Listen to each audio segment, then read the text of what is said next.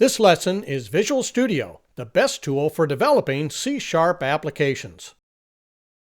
Now, I've said it before, but to me, Visual Studio is really the best tool for developing C# applications. Now, this includes Visual Studio 2022 Community Edition or Visual Studio Code. I'm going to give you a taste of both of them right now. So, the first thing you'd want to do is go up to visualstudio.microsoft.com and download the Community Edition, which is the free one. So if you're just getting started, might want to start with the free one. You could then upgrade later on to the Professional or the Enterprise if you need to. So let's take a look at our first demo of going up, downloading Visual Studio, and installing it. Using your browser of choice, navigate to visualstudio.microsoft.com/downloads and choose the free download for the Community Edition of Visual Studio 2022. Click on that button, and it should start the download, however it does it on your browser.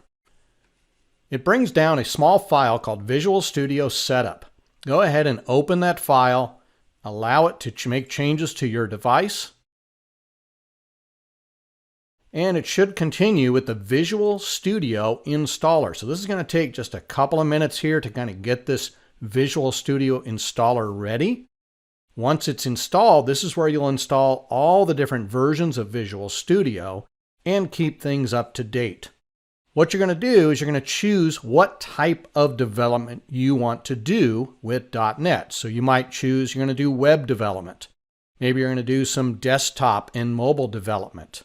Maybe some .NET desktop environment development. Anything you want is laid out right here. You just choose which ones that you're interested in. So whether you want the multi-platform, do you want just the .NET development? Are you going to do some C++ maybe? Or maybe you're going to do some UWP. Choose which ones you want. Choose any other data sets that you want. And go ahead and click on the Install button. And now it will start the downloading of all the appropriate packages and then install all of those packages. I'll go ahead and stop here and we'll continue once it has installed. Let's now take a look at the project types and creating a new console application.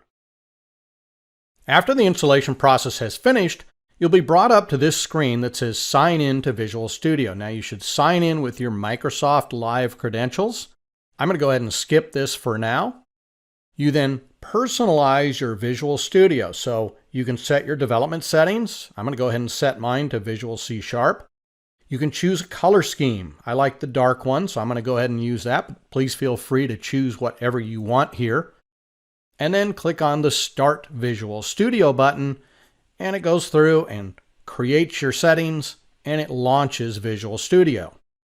Now at this point, the first thing you'll probably do is click on Create a New Project. Now based on which options you chose when you chose the installation options, you're going to be presented with many different types of platforms and templates that you can do. So we have all the languages, we have all the platforms, and we have all of the project types that are available to us under each one of those. Now for this particular course, I'm going to use a console application. We're not going to have to worry about any visual stuff, not developing for web or Windows or anything in specific. We're just going to learn about the syntax of C#, so we're going to choose the console app. And it's the console app that runs on .NET on Windows, Linux, and Mac OS. Once you've chosen that, click Next. Give it a name. I'm going to call mine C# Samples. Go ahead and click Next, and then make sure you choose .NET 6 long-term support. That's probably the only one that's going to come up, but you may have others depending on which options you chose. And we'll go ahead and click on Create. At this point, it creates a new project that is simply a console application. It's going to take a little bit longer the first couple times, and then after that, it should run a lot faster than this. And here we are. We are now at this program.cs, which is our starting point. I'm going to go ahead and increase the font.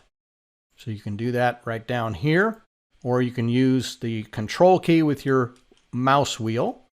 And I'm going to go ahead and just add one more line here called console.readKey. That way it'll stop The program after the console.write line submits this, but all you do is you click on this button right here to start the application.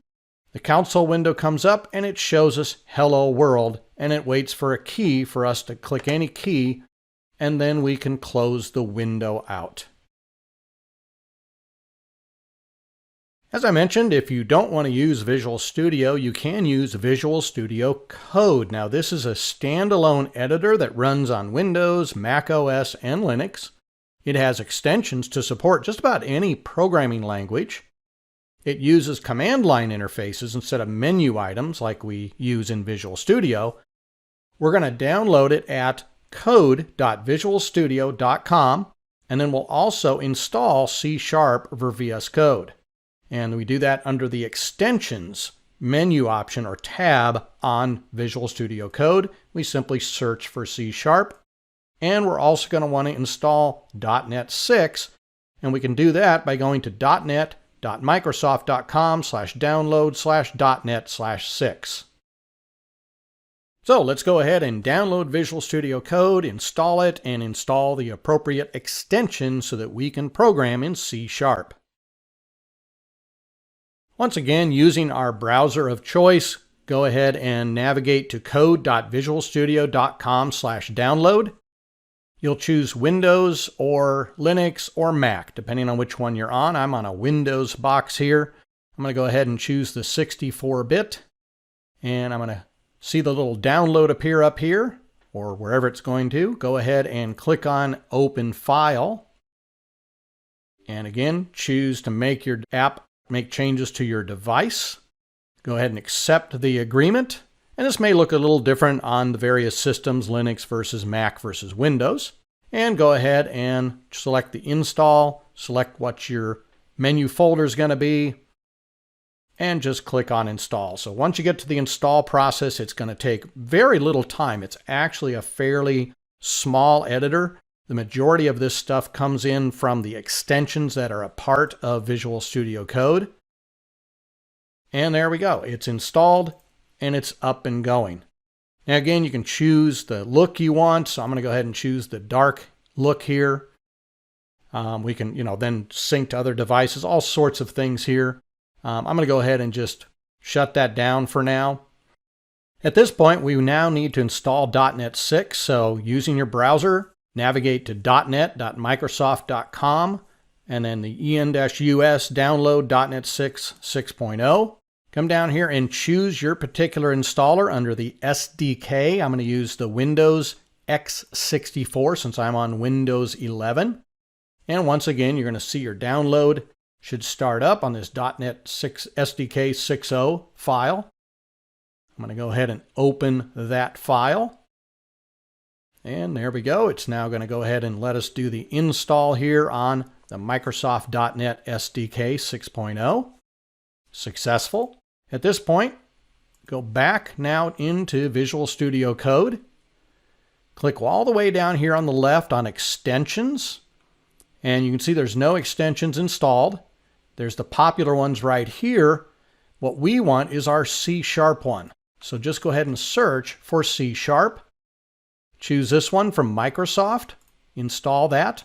This will give us all of the appropriate extensions and everything to work with C# within the Visual Studio Code environment. So it doesn't take very long to install, as you can see. So next, we'll create a new console application in Visual Studio Code. Let's now go ahead and create the new console application in Visual Studio Code. Now, since we installed .NET outside of Visual Studio Code, let's go ahead and exit out of Visual Studio Code. Let's then go ahead and bring it back up. And now we should be able to use .NET. So if we go into Terminal, New Terminal, I have previously created a folder called Samples that I'm going to now navigate into. And now I can type in .NET space new console -n for new C# samples. So it's going to create a folder called C# samples, and that's where it's going to now put this new console application. So you hit enter, It then runs this. We can now open a folder. And if we just come up here to our C drive samples, we'll find the C# samples folder. Select that folder.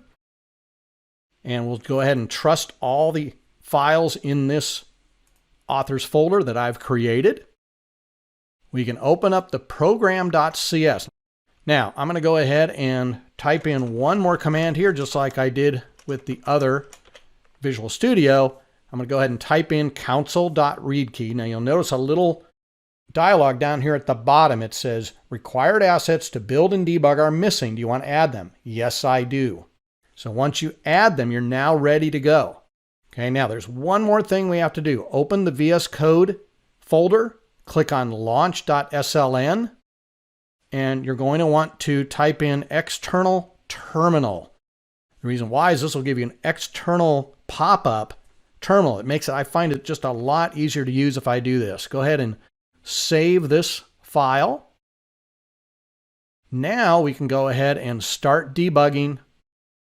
It will open up this extra terminal window, and in that terminal window, just like we saw in Visual Studio, it displays Hello World and then waits for us to press a key. In this lesson, we saw that .NET and C# are a complete development package. The .NET runtime provides many rad tools for us to take advantage of, and Visual Studio really makes creating C# applications quick and easy. Coming up in the next lesson, Introduction to Variables and Data Types.